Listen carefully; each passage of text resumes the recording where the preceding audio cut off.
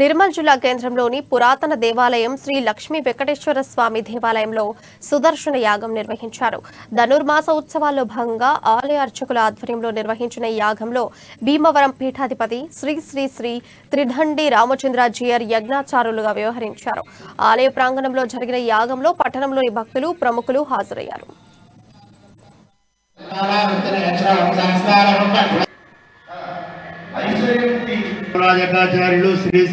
ఈ రోజు అమ్మవారు స్వామి వారిని నిద్రలేపమని నందుల వారిని, యశోదమ్మ వారిని మరియు బలరాముల వారిని అడిగినటువంటి ఈ శుభ సందర్భంలో స్వామి వారు నిద్రలేస్తూ మొదటిగా చూసినప్పుడు ఈ రోజు జరిగే ఈ కార్యక్రమాన్ని చూస్తున్నారేమో వారు ఆ రకంగా ఈ పుష్కరార్క యోగంలో అన్ని సందర్భాల్లో కలిసి శ్రీనివాసాచార్యుల వారి యొక్క పర్యవేక్షణలో ఈ యొక్క కార్యక్రమాన్ని భగవంతుడు సంకల్పించాడు. దానికి కార్యరూపకంగా క్రియారూపకాన్ని దాచడానికి సహకరించినటువంటి